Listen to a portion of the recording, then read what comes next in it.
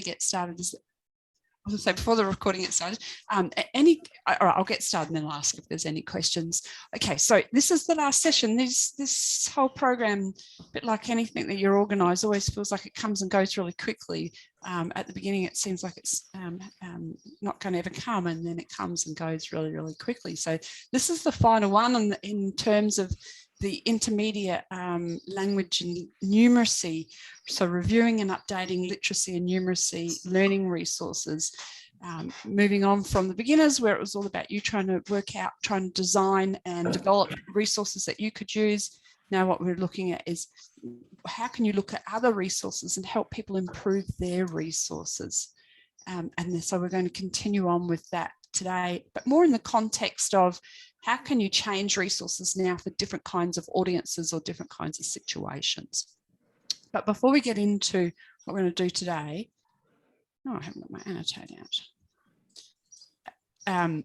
We'll also, first of all though, look back or think about what we did for the last session, which was to take an existing resource and update it, maybe even using some of those new tools that we looked at in the last session.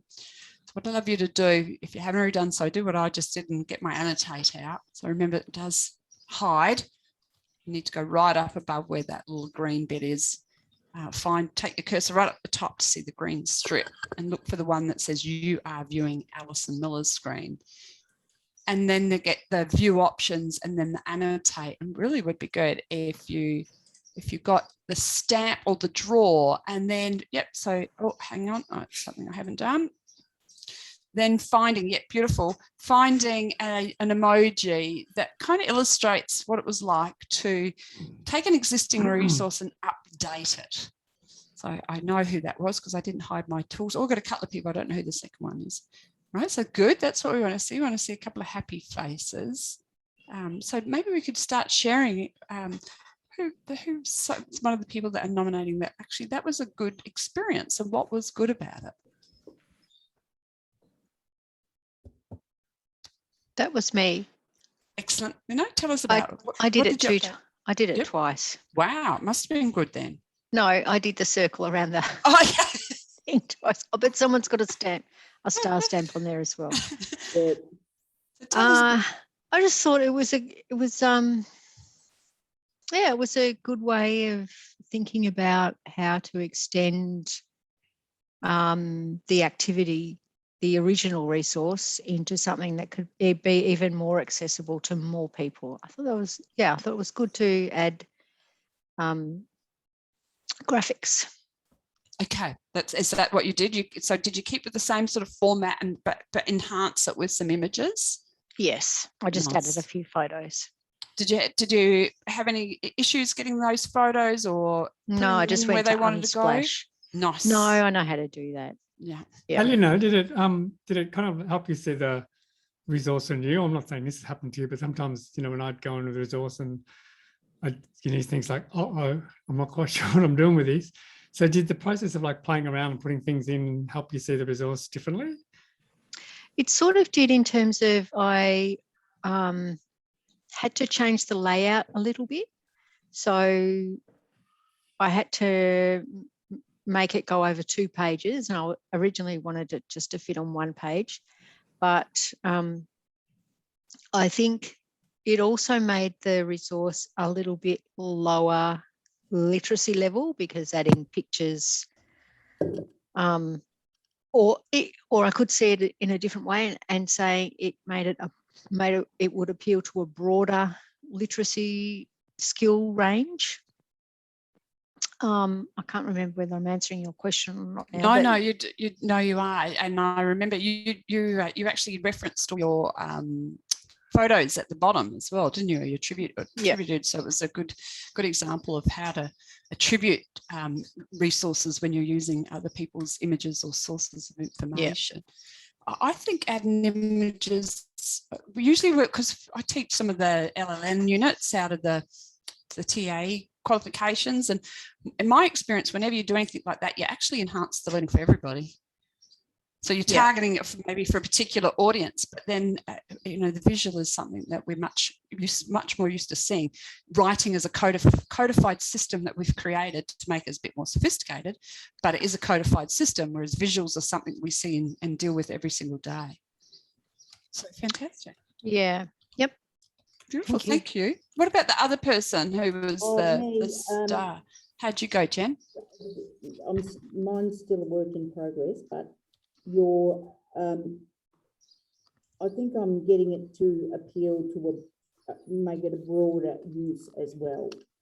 I discovered that I've got 2 people at home that can use Canva.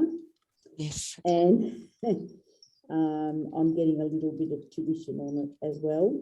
So, but yeah, I'm still working on it, and I can reshuffle my resource to make it a broader, and I wanted to make it a bit simpler because I just never know who's going to be in my classes. And the resource I used had 5 text, all those sorts of things, and I believe that we need to make it a broader usage. So how did you find Canva? I'm a little more like the face at the top, but it takes me a little while to work anything around. IT and learning a new program is not my forte. I know what I want when I go in and twiddle around, but I'm not, it just takes me a little bit to get it going. That I'm a bit like you with that as well, but I did find that once I got into it and at least started practicing bits of it, I eventually saved time. So at some stage, I'm sure that it'll be a good resource. Like anything, I've got to practice with it. Nice. So thank you, Jen. What about the person here? And you don't have to fess up. You don't have to say I didn't do it or I didn't get time, because we totally understand that, especially if like you're impacted by last Friday's storms and so on, and the transition or potential transition to moving back into your actual premises too, maybe impacting the amount of time that you've got. But is there anything about the actual design process or the tool or anything that anybody wants to share that have any concerns people have got that we may be able to resolve here? Cool. If you do, it's me. That was me that did the green circle over the. Yeah, we're just really snowed under with work. I haven't had a chance to scratch myself, so haven't done it. Yeah. So that's Liz. I'm not sure if you. Certainly we understand, especially in these last couple of weeks. So life's been mad anyway. These last couple of weeks, we thought a combination of potential transition back into the face-to-face environment. But I might just get you mute your mic. That's right, Liz. Competing against that other group sounds much more interesting. So totally get that that transition back is going to sap, or there's a short period of time between now and Christmas and everybody's going to want to cram everything in. But if there's anything in terms of technical or questions around that aspect, please, this is a good time to ask them. Alison, did you want to add something? Yeah. I've been the same. We're sort of transitioning back into the office, and our admin person's currently stood down, and I still have a tooth issue. But besides all of that, thinking about what I can update, our centre doesn't actually have a lot of our own resources, and that's kind of going to be the issue for me. I feel like I almost need to just. I was actually thinking I'll just make something completely new myself, because we just don't really have a lot of stuff that we've generated ourselves that I can just go, oh yeah, this is something old here and we can update it. We tend to use a lot of books and resources and things that we've purchased, plus, you know, people often will grab articles and things that are relevant, and then we'll draft up some work and conversations and things around that in the English language space. So, and I guess at the moment we're also in the phase of trying to set up a Moodle for our centre. So a lot of the stuff, so we're looking at actually making resources to go on there. So I think a lot of it will be probably new. Look, if whatever works for you, I mean, the concept is that perhaps you won't get to do it in the time that we'll be with you, but the program's designed to help build upon. So you've got those skills about developing your own resources. Now, how do you bring others along with you? Yeah. Or how do you take an existing resource and repurpose it for a different particular audience is what we're focusing in on today. But if it works better for you, I know some people are clever, they actually looked at somebody else's resource and was able to build on that. So that might be the other thing, whether there's anything in the group or anything we've shared where you've gone, oh, I might be able to build on that, or use like, you know what you want to do for your Moodle course, and taking some of what you've got and not exactly copying it, because that would be copyright, but using that as an inspiration to create a different resource. Hopefully that makes sense. All right. Thank point that, Alison, because moving to Moodle, I mean, I think the design criteria applies, but you probably have to think about, well, what kind of independence level a student's going to have with that particular content, and maybe what, you know, considering more multimedia. Instructions become really, really important, and the opportunity for students to kind of do some activities along the way with the content rather than do all that stuff and then activity, which is kind of what we do in the classroom, I think, with a lot of these things. The activity is one and the same as the content in many ways often. So that's one of the great challenges, I think, with going to digital and looking at the kind of tools you can use to do that. So it all really depends on who is providing the Moodle for you. And for someone like eWorks, then that's great, because you'll get a whole range of really nice tools that'll let you do activities while you've got that content there. And one of the things about Moodle that people often probably miss is that it is what we call a constructivist LMS. So it's an open source LMS. It's been built as a reaction to the commercialization of online education by mobs like Blackboard and WebCT and a whole range of private providers. So everything that's in there has a constructivist basis that students will learn from creating activities for other people. So it's also good to look at it from that kind of viewpoint too, because it is a unique kind of system. It's a little bit like going to an aunt that's got stuff everywhere, but it's really interesting and engaging, versus say your aunt in a commercial LMS who's moved into a off the plan house that's just been built in a way. So yeah, a lot of challenges, but lots of really good opportunities too. So yeah, so there's a chance there nice analogy there, but a nice chance to think about, and this fits in nicely with what we're going to talk about now. What have we got? How can we repurpose it for this new area that you want to move into the Moodle space? And it does take time to do that. Okay, let me just save that. So thank you for, oh, hang on, let me save it first. I don't know, I'm being noisy, having something delivered. Okay. So just keeping in mind when we're reviewing existing resources or creating them from scratch, but certainly reviewing the existing resources, we need to think about those criteria and the tools that we have available to us.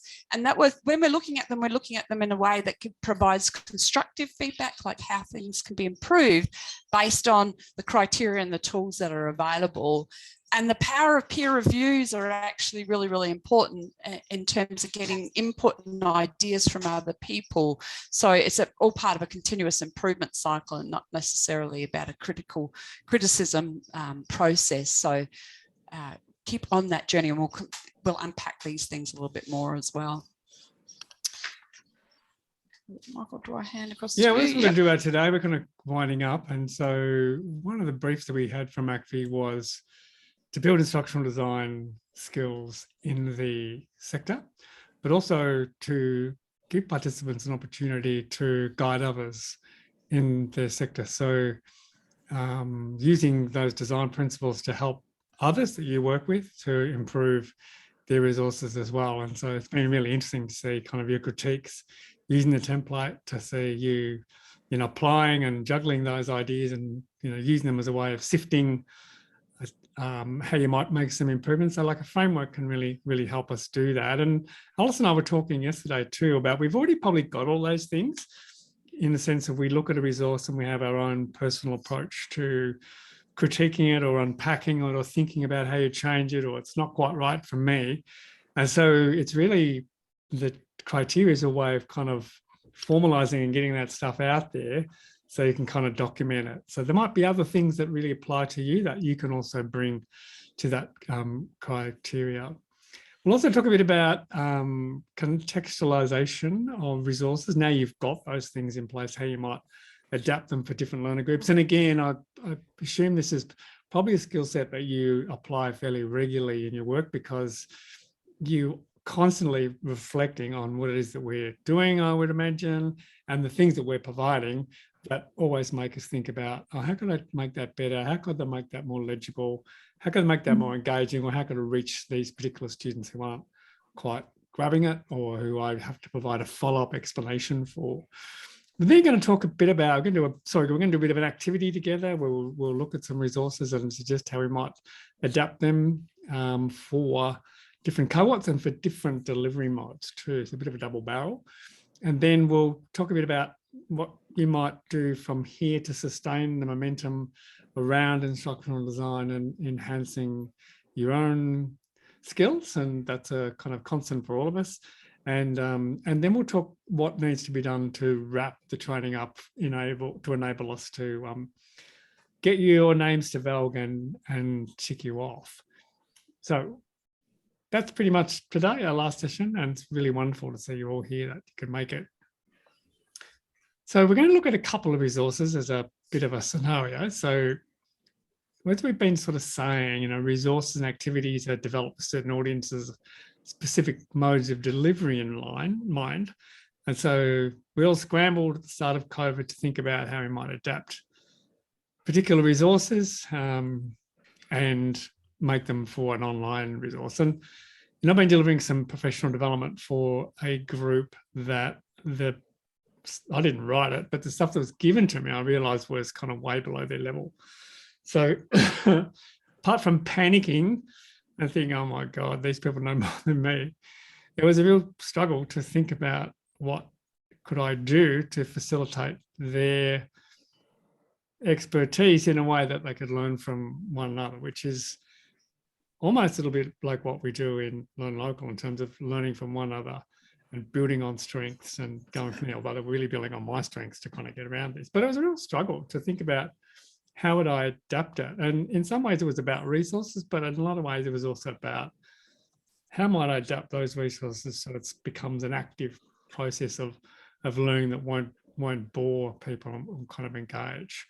So the question becomes, well, how do we adapt them for a totally different audience if we find them? And then delivery mode. So that might hark back to Alison's issue about we don't create many resources, but we use resources that we find or that we purchased. And I think every time you look at a resource, you're saying, oh, this is great, but just not going to quite meet my learners here. So what can I do? Oh, I got a heckler. That's good. So yeah, that's what we're going to kind of do now. So we're going to look at a couple of resources. And the first one's a bit of a trick, I think, because it's actually a game. I'm ready to go to the next slide there, Alison. So this is the first resource, and I'll pop the link to it in the chat for you. Just give me a sec. So this is a kind of a weird resource, but I kind of like to think of it, like to add it here because it's a game of some kind. So it's kind of really a set of instructions to the facilitator as to how you might do this particular thing. But I thought it might be interesting to do something a little bit out of left field. It's an Australian, it's a Northern Territory resource. Some of you may have seen it. I really like some of the activities in here, but I'm sure that there's probably a bit of room to create a resource from this as well. So have a look at that one. That's a kind of a game as a form of a literacy resource. And we've got another one here that Alison's going to take us through.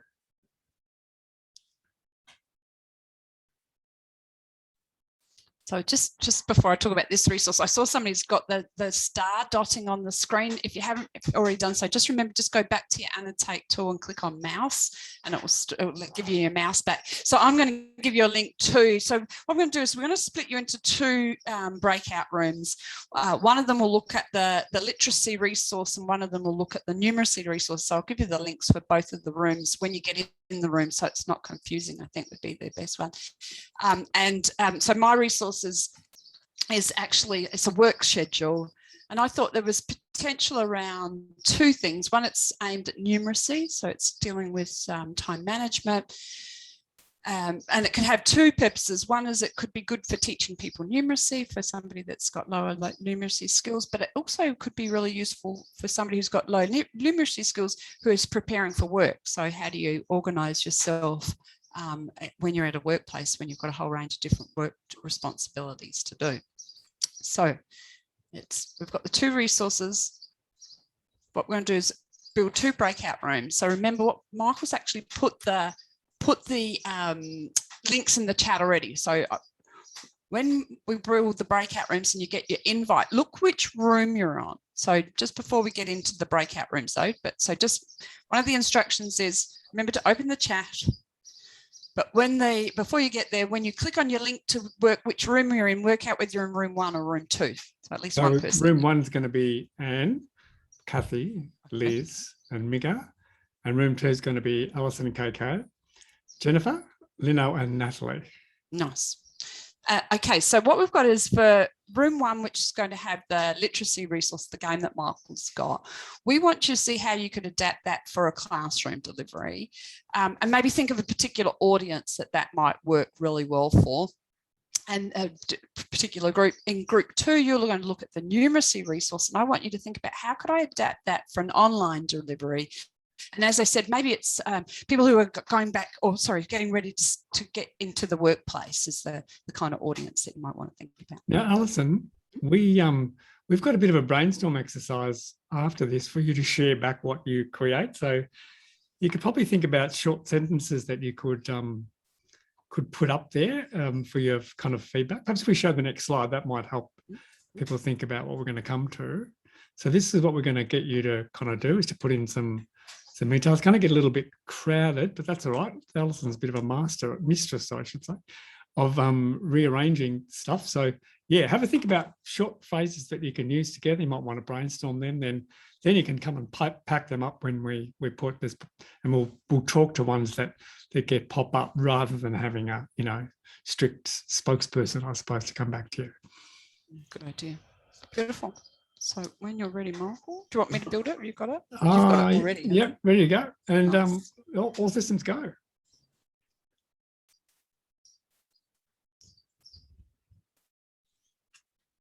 Beautiful. How you going there, Anne? Hands in? No? Yep, they're all in now, which is good. Right. Beautiful. So I'll head in there in a sec.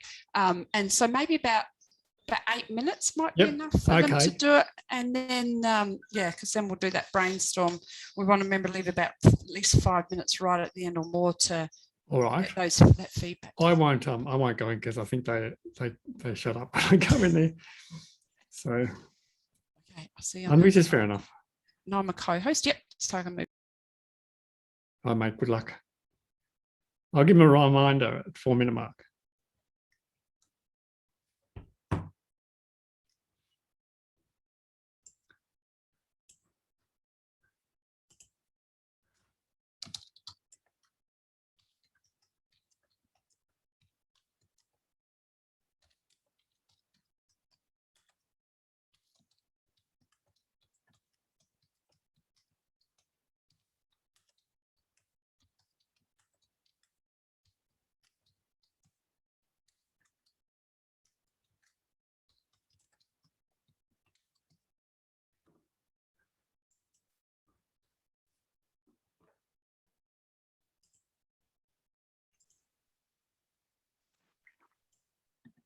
Hey, welcome back.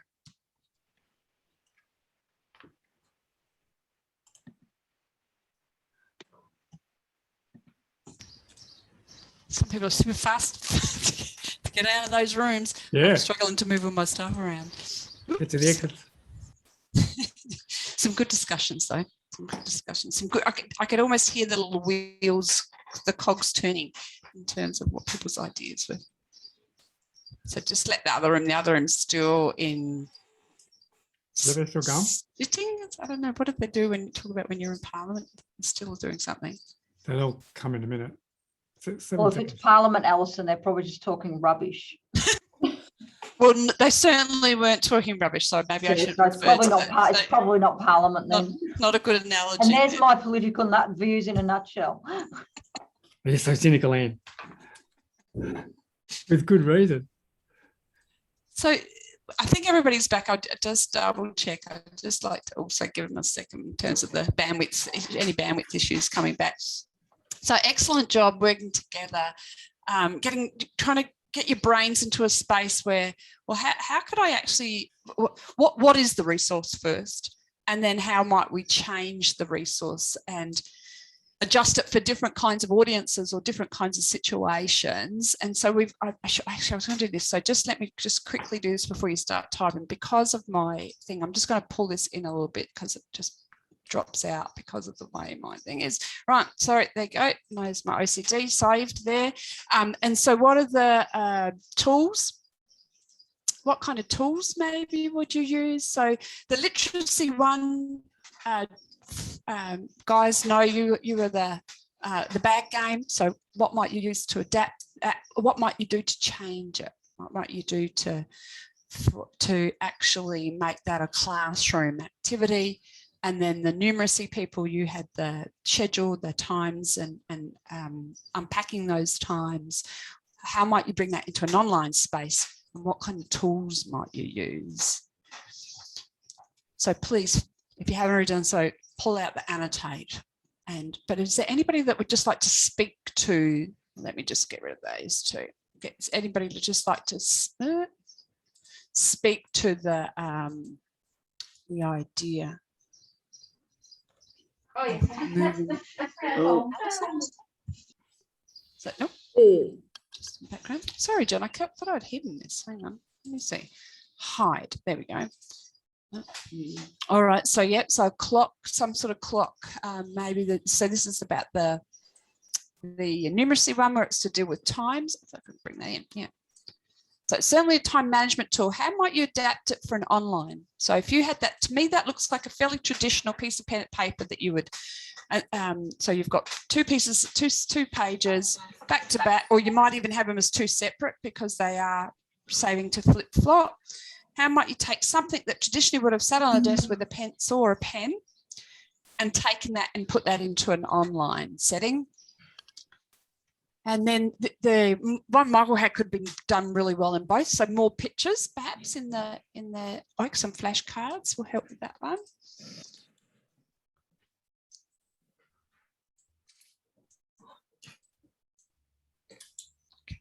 Yep. So maybe some I pictures. think I've got that right in terms of the tools and the adaptations. So I think basically what we spoke about was that we thought that the game was actually quite difficult for people who had low levels of English, because there was a lot of reading and writing. Like you had to be able to write down what there were 5 things about you, 5 interesting things about you, and then you had to be able to read somebody else's what they had written, and we thought that was quite difficult, so we sort of looked at pictures as well. the pictures with words, so you have the both together. Yeah. So would they draw a picture and then write the word? Well, we had the idea of maybe simplifying it even further. Instead of having 5 interesting things about you, maybe having the beginning of a sentence like, my favourite food is, or my favourite sport is, and then they could have a number of pictures that they could choose from, and that could have the word with it as well. Nice. So again, it depends on the context, doesn't it? So if they've been together for a couple of weeks and they've started to build their literacy, and now it's time to kind of start practicing the writing and the reading, the verbal part of it. But yeah, if it's straight out the box and they don't know each other very well, or they haven't, you haven't scaffolded to that point, then bringing the trigger or the suggestion first to help them work well. Beautiful. Yeah, nice. Yep. So that's that. Or you could even just have my favorite ... So they're looking at that sort of, or I'm really good at ... So then it kind of opens it up a little bit more. Anything else from room 1? So in terms of the actual tool, the resource itself, if you had the option of taking that out of a PDF and putting it into a format that you could edit, would you move it? I know we've got some flashcards and pictures and stuff, but in terms of the actual graphic design tools, would there be any graphic design tools that you might be interested in using? So remember, we looked at PowerPoint, we looked at Canva, we looked at changing a PDF to a Word, and then using Word. So there might be some of that you could do as well, adapt it using the tools. Sorry, I don't know how noisy whatever's going on that is. I'll just close it just in case. Excellent. All right. So certainly, the things we're thinking about is who is the audience? We've got some really good kind of things. We need tools, pens, paper for them to actually be using in the classroom. Potentially there may be some things that we might be already able to help them with in terms of some of the pictures or flashcards that could help trigger some of these things here.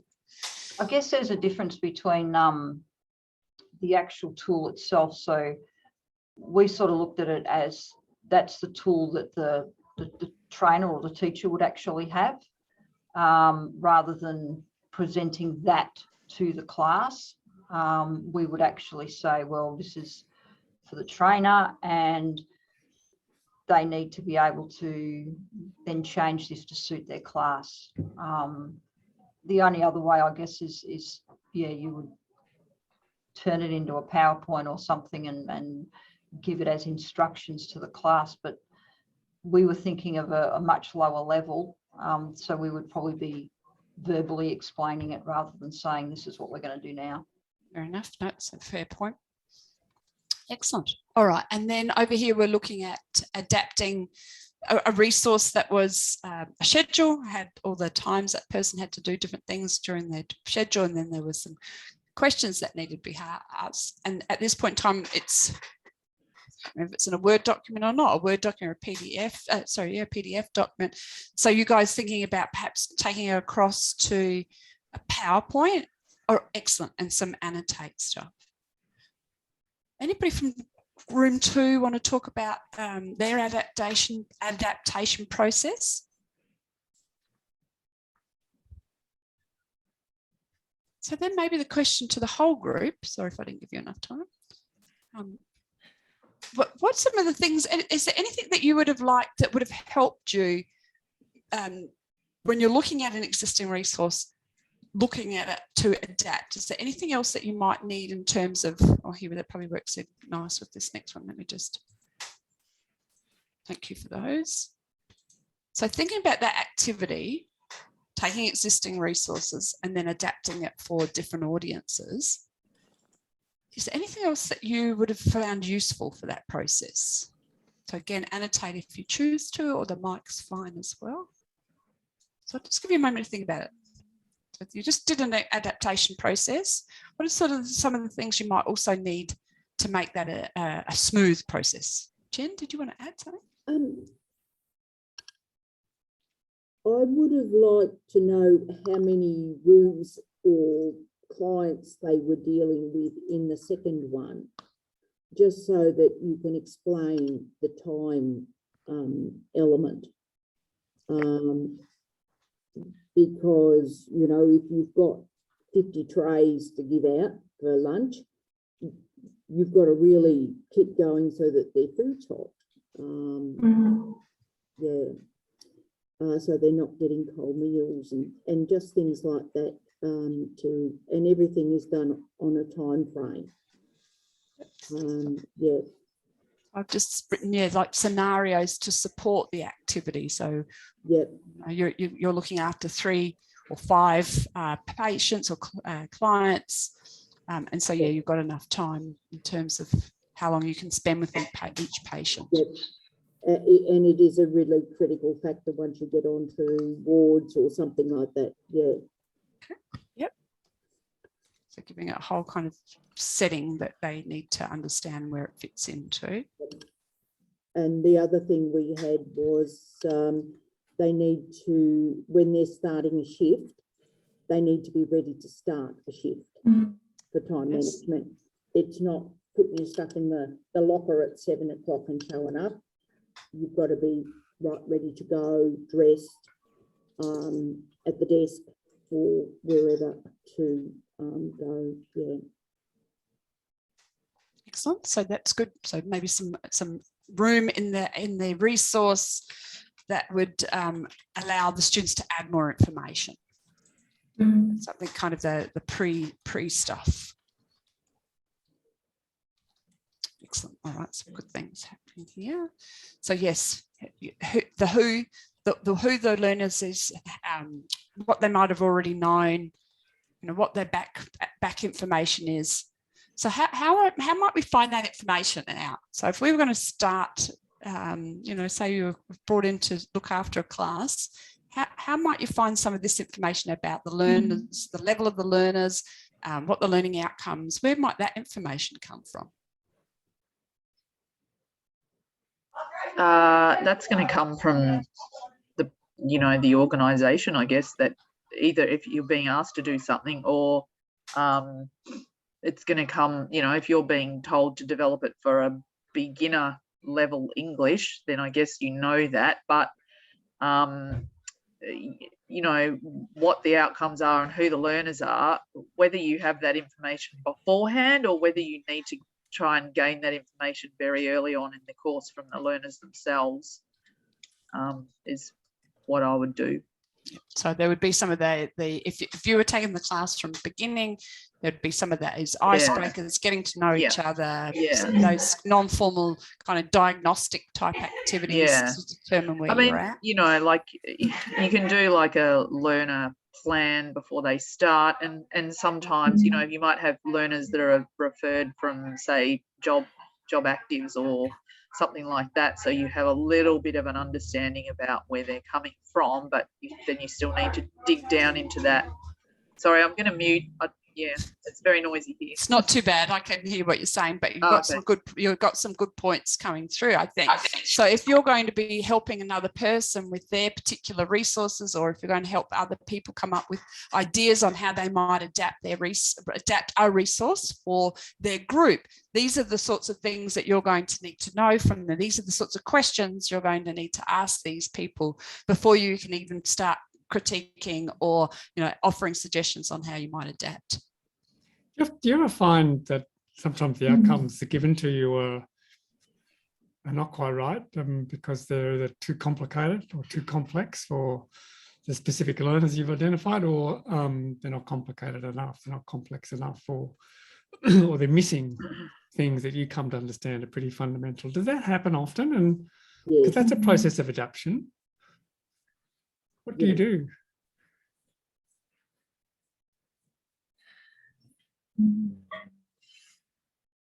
Yeah, what do you do, guys? In this space, in the learn local space, pretty much the outcome most of the time is to enable the person to either transition into further education or get a job, or maybe have the confidence to, move on into, volunteering and things, which again is going to lead to sort of a job or further employment. So, and that's a big outcome, and that's often very difficult. It doesn't happen in a short space of time with a lot of the learners that access this space, the learn local space. And imagine if you've got a big outcome like that, you're spending all your time on the fly, chopping that up into little bits, and each is a step along that way to getting to that bigger one. I always have a plan B resource that I might have to adapt to, because certainly I never know really who's coming in the door until they arrive, and some of them have really fantastic skills, although they might be, say, year 10, but So I try and have some other resources that I can call on to expand if they're actually a bit further ahead than I think they are, and then so that I can try and get the others something. Trying to keep everybody interested is really hard, but I do set sometimes a learner something slightly different if I know that they've got a skill in that area. So you can use them as a kind of a model, if you like, too. And, you know, sometimes just to find getting back past students that'd been in the group who'd maybe scored a job or, you know, scored another opportunity training beyond where I was working, is a bit more concrete sometimes than us trying to explain these are the skills they need, these are the kind of communication, and kind of the person is in that space, so they have a kind of a confidence. And sometimes I used to find students almost had a bit of a swagger that they, you know, move beyond here and they are now in that space, which is kind of good, and honouring the fact that they have made progress and they can come back and share those experiences to help make it just that bit more concrete, what we're really driving at and what it takes to get there. It's the morning of noise. Hopefully it's not any, you can't hear all that going on in the background, but there's feels like the council's going to come dig up our house. But anyways, so yes, so if we're going to help other people in terms of, or even if we're looking at our own or other resources that we need to adapt for different audiences, there's a number of key things that we need to keep in mind or ask questions of that person to then be able to provide some reasonable information to support that. So hopefully that's helped give you some of that context. So we're getting pretty well towards the end of the whole program, and part of our program. So there's kind of one of the things that come through for us is this action, active learning, that during each session we say, look, this is some ways that you want to think about how you might select and then critique and then adapt different resources. Now go away and do something. And so after this session, we'll still get you to think about what you're going to do post this session. But the other part of it is to find out how can you continue to do this? So what kind of things can you do either as an individual or through your organisation where you can continue to build on your instructional design skills and knowledge, where you can help others, or you can change a learning resource for a different audience and or provide others. So again, please feel free to use the annotate if that you prefer to use the annotate, or the microphone, Alison, and then I can shut my noise down if it's noisy.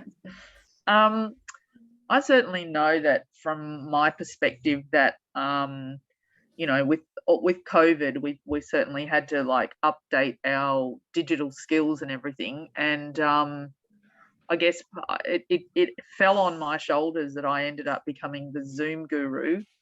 And so I've kind of spent, you know, a bit of time, or fair bit of time over the last year and a bit teaching people how to use Zoom, and I basically help show people anything new, and like you know, I showed them how to use annotate anytime I learn something new from like you guys or somebody else.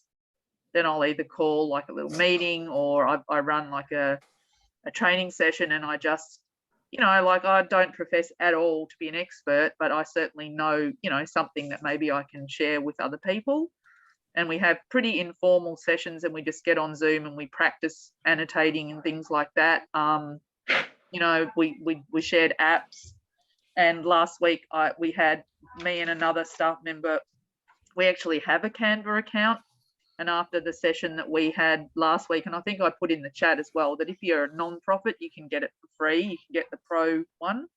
And we actually had a session scheduled in anyway, but I basically said, you know, not only can we just use Canva for our marketing and things, but we can actually use it to develop our resources moving forward onto Moodle and other classes and stuff. So, you know, doing all of this PD really does kind of lift my skills, and then I, you know, if I can, I pass that on to other people, I guess. And like I said, by no means do I think I'm an expert, but anytime I think I can pass something on to give somebody else some skills. And that's the problem with this, with the Learn Local space, is that in the past it's been, you know, so underfunded that when you compare it to, say, a TAFE to a school or whatever, that, you know, the actual PD has been really missing.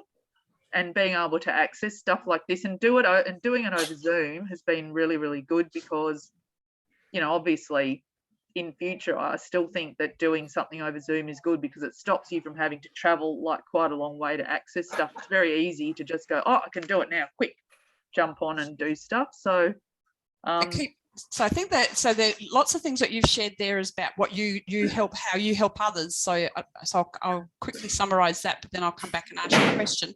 So certainly keep in mind that finding that time, this is everybody, finding, is it that you have regular meetings, or is there somebody, like, are you the one that says, right, we're going to have a coffee catch up on a Wednesday, it's going to be in Zoom, so if you don't have to travel to come and do this, and we're going to record it, so if you can't attend that session, you know, and it's only going to go for 15 minutes, and it may be that you have some new things, you know, and so you're always on the outlook to find new ideas. Or it might be you nominate, so that in your team you might say, okay, there's 6 of us, right, and next week you need to find or share one thing that you're doing, because often you're already doing really innovative stuff. You don't think it's innovative because you're doing it.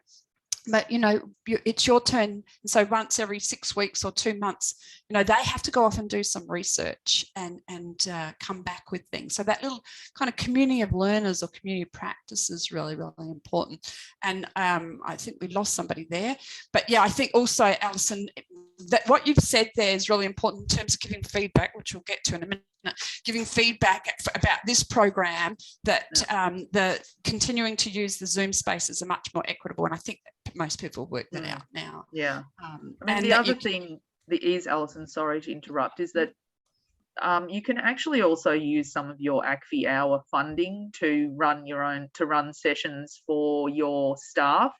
So, you know, you should have something probably already in your you know, delivery plan, that if not is exactly a fit, you can modify a little bit to offer some staff training, you know, to upgrade with things like, you know, Canva or Zoom or whatever's, you know, the get-go, Moodle, whatever comes next, to sort of keep people skilled up and everything. So yeah, because really driven by compliance, aren't you? And so it's kind of nice to step out that. And the TAFE sector and higher education sector face this issue too, I think, that just concentrate on creativity, you know, because in the instructional design of everything that we do is going to have a benefit in terms of how well the learners interact with us and our content and our activities. So it's really important, but it doesn't really get the attention that it kind of deserves.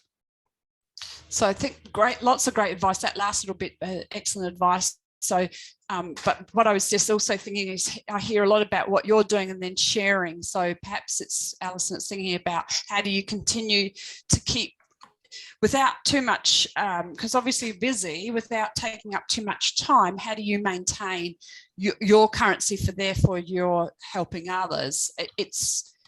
We've got some good ideas, like, so when planning a topic, you know, do some research, have a look what other people are doing. Have a look at some of the things you've already done. I like this one, share some of these checklists, or go back to those checklists as well. And then, yeah, there's lots of what they call micro learning, so lots of videos available on the internet, and there's lots of little online free courses too, if you put yourself out there for those sorts of things. So I'm just conscious of the time when we want to get through everything. So the main point is sharing on what you already know, but also how do you continue to grow your learning? Because this is the end of this program. We've got one tomorrow, and then we've got one next week. So tomorrow's the employment skills for this program, and next week's the non-formal assessment. And then for us, it's finished. So we want to make sure you feel like you're kitted up and ready to keep continuing to grow your skills in this particular space. Actually, Lottie in the other group had a really fabulous approach to accessibility. She's quite deep in that space, being a designer, and one of the resources that when she did a really quite deep analysis on the accessibility of the resource that she chose, which was really interesting. So I'll see if I can slip it into your folder to have a look Nice. on Edmodo. So there's just a quick summary of some of the things that you can do. So you passing on is really, really important, but you also need a channel into you as well. So I've just got some ideas there, but I'll let you briefly review and then I'll hand you across to Mark. May I say that the inspirational others are certainly the group that we have here today. I learned so much just by coming and listening to everybody's advice, knowledge, experience, and I'm really most grateful for it. So thank you. But inspirational others, you can pat yourselves on the back. You're all doing a great job. So Jen, just think about what some of the strategies we use to enable that to happen.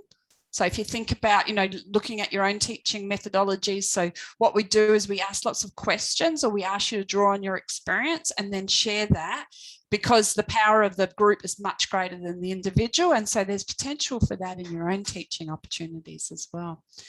Excellent. All right, Michael, I'll hand over to you. So just on that, Jen, just to kind of connect to this particular slide, I kind of mentioned earlier that one of our briefs was, okay, let's build up skills, let's acknowledge the skills that are there around instructional design, and then give people kind of some confidence to be able to then apply that knowledge to assist peers. So people you work with, people you're responsible for managing, people you coach, teach with, volunteers, could be anything in the group. So what is interesting to us is to understand, well, what kind of strategies do you think, or ideas have you got for now developing those people's instructional design skills and knowledge? What's one thing you could do each that would help you to do that with someone that you've got in mind? So if you kind of visualize someone, it's almost like being the process of thinking of yourselves as senior educators, which in many ways we kind of picked up pretty quickly that you were, and using and honing all that experience to assist other people that you work with to up their game and up their performance, and to make potentially what they do more engaging and more relevant to learners. I'm sure you've done a lot of this kind of informal mentoring and coaching with people that you work, but what now can you do to develop other people's instruction design skills?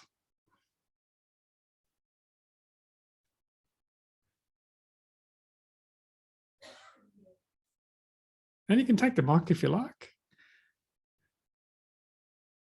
or you can pop it on the board.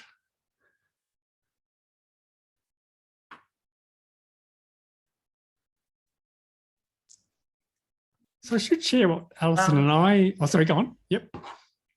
I, besides doing our Canva last week, I was also sharing the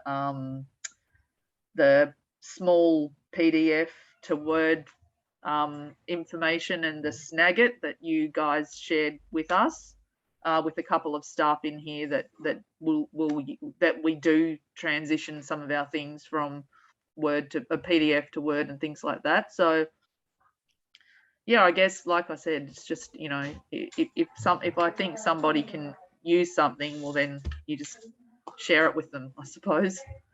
Yeah, and find and then sometimes that's I remember when I was in the academic sector, we had a regional manager who was a great educator, and there were probably 60 or 70 providers in our region, but she knew every provider's strength and their ability. So she'd be out in the wild and she'd see an idea and she'd call you to say, oh, I just got just the idea for you. It'd be right up your alley. And I'd get a call about one thing. The other neighbourhood house would get a call about something that was their strength or their interest. And so that's kind of a little bit about what you're doing, isn't it? You got your antenna up and you're thinking, oh, they do a lot of marketing. They might like Canva for that. So you're joining the dots about what other people do, and then coming up with some tools and ideas to get them thinking too as well. That's great. And that's a real, it's not so much a skill.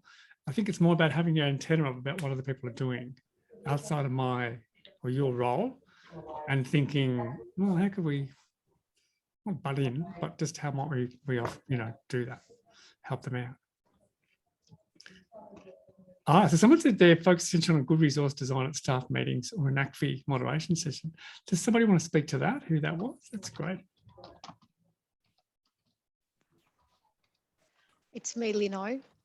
Good on you, Lino. I just, yeah, I think it's probably an easy thing to incorporate in staff meetings, just to say, who's got some good design, their resources, or just talk about it, make it normalize it by making it an ongoing agenda item. And also, in ACFI moderation sessions, there's probably room to just chuck that in as well. Yes, that's a really good point, because it may be that the design, that the resource is fine, but yeah, it's just we're lacking something that could give that extra zing, as far as the design level goes. I like the idea to present at a team meeting. I think that's really good, because that really it showcases different team members' strengths, and it allows different staff members to mentor each other. And I think that I like that idea. I don't know who wrote it. I think it was Alison. It's a bit of a left field thing too, because you're never quite sure what you're going to get. That's true. And that's kind of a good thing, because the other questions that I see people ask in team meetings is, what have you learned the last week? And so you're putting the focus also back onto the fact that we're a learning organisation. And so we're part of that, we're part of that whole learning process. And I found in that PD that I was doing, I had to limit it to what did you learn about training and assessment this week?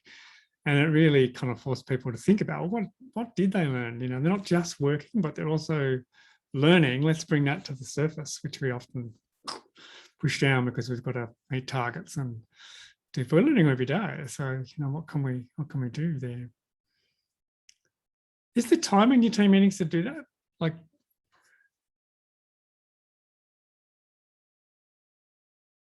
or is it just you're going to make time?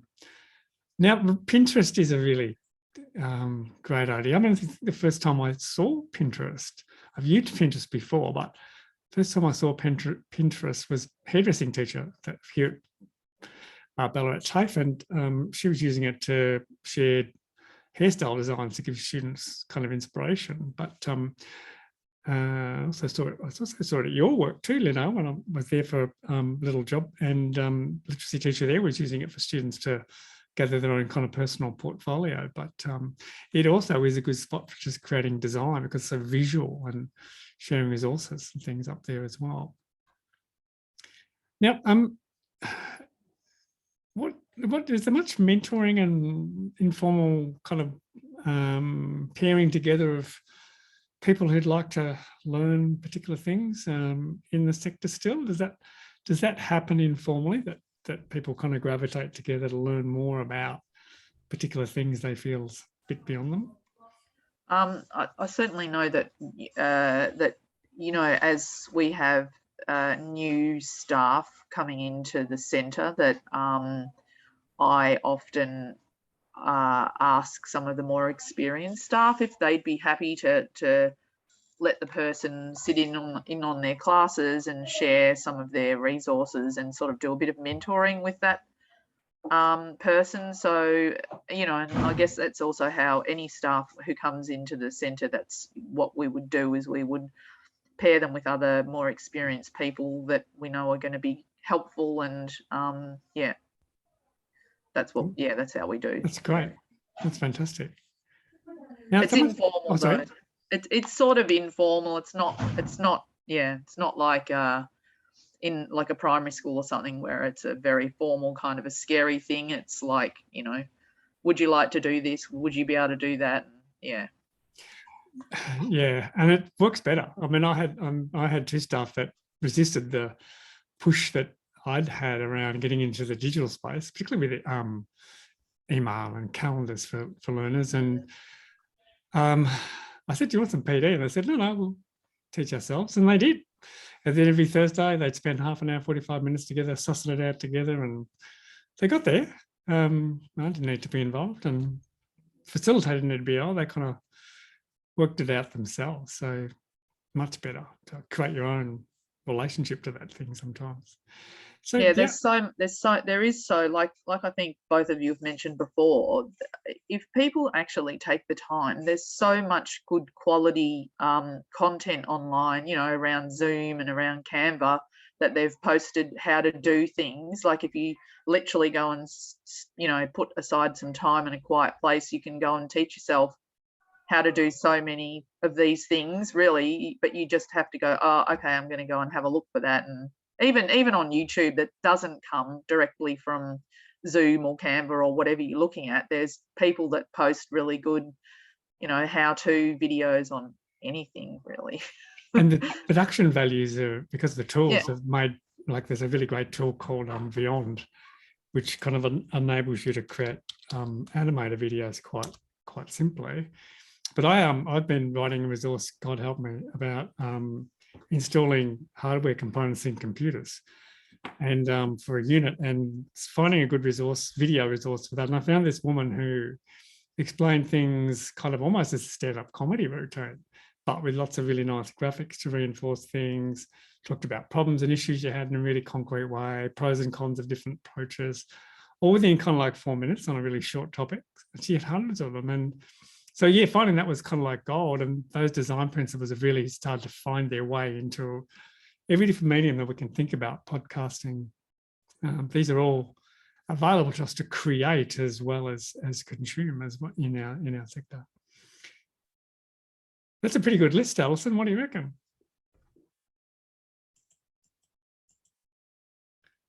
So we kind of touched on this a little bit. So you got some really good ideas. What are some of the things you would use to kind of translate some of that design speak that we've been investigating through the checklist to be able to kind of give them or have a conversation with them about their design? So what sort of language, what sort of critique, feedback would you use to give them? What would be important? How would you kind of start that, thinking that it's almost a feedback process in a way that you'd like have with the student? Some of those principles would probably also apply. What would be your strategy to talk about design with them? And I know in Zoom these things take a while to percolate through our brains. Yeah, it should be constructive, particularly if it's bad. It's I guess you probably avoid language like, oh, and this always grates on me. Sorry? Encouraging. Yeah, that's a really important thing. It's important our students see themselves in our resources, whether it be the names of characters, whether it be the imagery, or whether the experiences speak authentically to as many people as can. And that's a really, really critical thing. I mean, I remember an e-learning job I had years ago. The client suggested to me, look, people who work in our resort, in our centre, who are going to use this facility, this cleaning resource you're building for us, they're mainly Vietnamese women, middle-aged Aussies women, and old Australian blokes. So we could kind of, it made it really simple for us to then frame everything and get everybody depicted, and scenarios and interactions and cultural confusions, all sorts of things we could really, really do. That's a great point.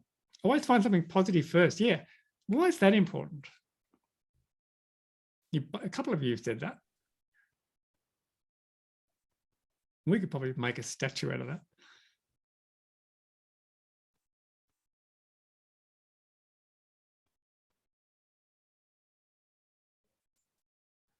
This is really good advice. Point at the aspects that hit the target.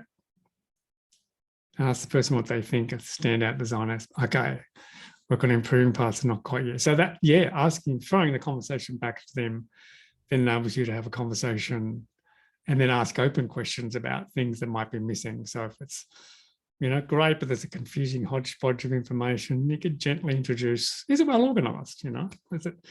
Is it easy to scan through and see? And that's brilliant. And even asking that question yeah, starting with improvements is how would you improve it? Once you give them some positive feedback. And someone started to speak from your own experience. Do you want to talk to that about why that's important? Alice and I kind of almost do that by design, I think, without thinking. It's always interesting to hear some news story she's got to illustrate what we're talking about. I think it's a way of communicating things from your own point of view. It's often like when you're telling somebody something, it's saying, starting with the I sentence, I feel, I think, from my point of view, from my experience. I think it just gives a backup to what you're actually saying. Yeah, I've found, yeah. So you're not just being opinionated, you're bringing that body of experience into what you're trying to say, Yeah. And then that allows you to kind of, what do you think? Or, what it allows you to then have that conversation around the improvements that's been mentioned there too. Oh, that's interesting. Someone is creating a PowerPoint presentation, encourage them to think about adding some music or sounds to engage the learners. Liz, that's a beauty. Why is music important?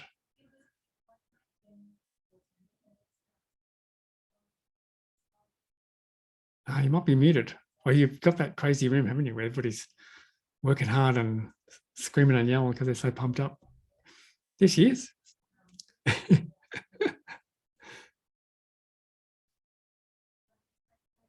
Looks like it's too noisy. That's okay.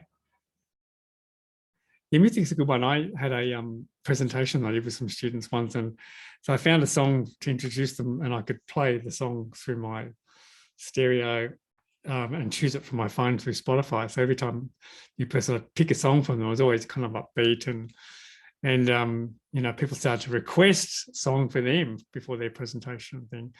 The only problem was when I uploaded the video to YouTube or the recording, and YouTube realized a lot of stuff in there's copyright and wouldn't let me publish it. So it was a bit tricky, but yeah, music is good, and audio is good too. So, and even discussing how you might record their voice, to give another way of sharing something. So sharing a story, maybe record it. It's really simple to kind of do that. When peers record it, or how you might bring some aspects of multimedia into what they're kind of doing, whether it's found or kind of created.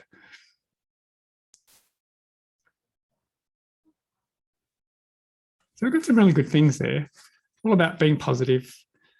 And the one there that's really good, know the background of the resource. I don't go in kind of half informed. So I'd be interested to hear a bit more about that one before we move on. This one here.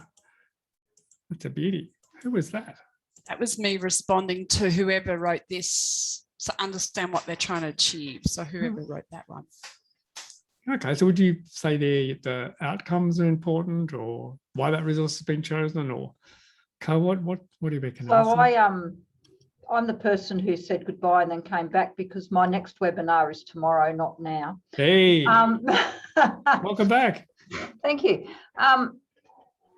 Yeah, I just thought that, you need to know what they're actually, what they want to do with this resource. It's great to have a resource, but I can't give feedback on it unless I know what you want to do with it. Like, what is the aim of it? Was really all I was getting at. And we're straying beyond instructional design then, aren't we? We might also be providing feedback about, how it could be enhanced for learning, and as well as the design principles. So how it might be facilitated, the activities that might scaffold it from it as well. And they're all from your experience too.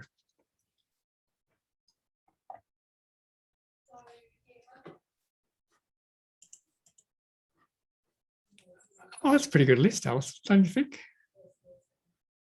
And it's kind of a good, feedback criteria as well that work everywhere, anywhere there. So you bring another element of your capability into into this year and joining them two together, which is fabulous. So in order to help you think back over what's happened over the last nearly 3 sessions, just take a moment to reflect on the sorts of things that we've looked at over the time. We brought you back to that criteria for good instructional design that we built out of the beginners list, and we asked you to look at existing resources, start to use that information to critique or suggest ways that it might be improved. We introduced some different types of tools last time, the Canva, the things to do within tools you probably use a lot of. So Word's got some funky stuff. Michael did some amazing work and he made it look really quick and easy in PowerPoint in terms of creating resources that you can use outside of PowerPoint. There's, I think I said Canva, but I'll say Canva again. I can't say Canva too many times. And then today, helping you think about how you might adapt resources for different types of audiences, and then also pay forward, sometimes they call it, or give back some of the knowledge you've got to help others move forward. Do you ever like, you never give away your secrets? Sorry, I'm looking at Michael's chat, that message of never give away your secrets. You might move as a magician. So just take a moment to reflect and either stick it up on the annotate. What's one takeaway from the program? You may have more than one. One takeaway from the program, this particular one, the intermediate one, that you can use in your accredited program, or please, as normal, feel free to grab the microphone as well if anybody just wants to verbalise that. I'll just be quiet for a while and let you have some think time, but grab the mic. Jen, you go. Oh, sorry, I'm trying to put something up I certainly listen carefully when the pollies are putting out a message. I know that the COVID messages, I listen particularly to the guy from Canberra when he was delivering his messages. He never, he spoke very slowly. He spoke clearly. And some of the others would be having flowery messages, but to get it out to the masses, it was simple, clear, concise. And now I really, after doing all this work, sit down and listen to how clearly important information is conveyed. So it's a great example there, Jen. And my experience, and I've been teaching for a long time, is that the simpler, the better. Yeah. But making it simple and getting the message across is not an easy process to do. We've focused a lot on perhaps the 2D stuff, like resources that you might use in Word and Canva and PowerPoint and so on. But those key criteria we've asked you to think about, keeping the font in a similar way, keeping, where possible, keeping white space available, keeping consistency across what you do is really important and makes the learning experience much easier, or the knowledge exchange much easier. Yeah, it's been terrific. Absolutely terrific. Nice. Anybody else want to share any?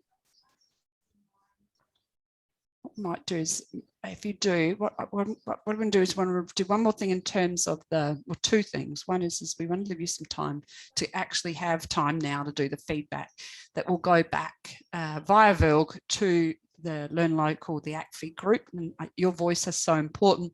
We've captured lots through the PowerPoint slides and through the recordings, but some of these areas, there's nothing like a survey tool that doesn't kind of hit home in terms of the things that they need, but it also gives you an opportunity to speak your voice, not necessarily about just us delivering more training or how training should be delivered, but certainly about what's important for your PD. So if you've got any other ideas, please chuck them in the chat at this stage and I can put them up later, but I've got the link here, I think. Yep, there it is. So we're just going to be quiet for a few minutes once I get that link up. So I'm just going to be quiet for at least 2 minutes. And so let me know if you can't access the link. And ideally 2 to 3 minutes will be enough. And then we'll wrap up what it is we need to do for the program and say goodbye.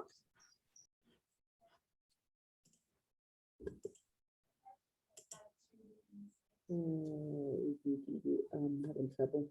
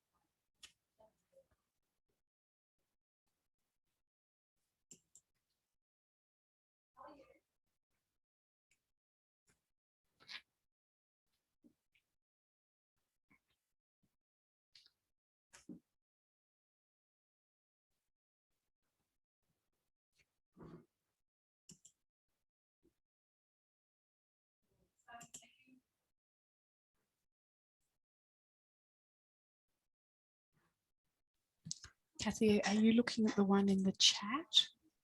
Is that it's not letting you click on that link? We will share it through the email. Yes, I'll try the one in the chat now.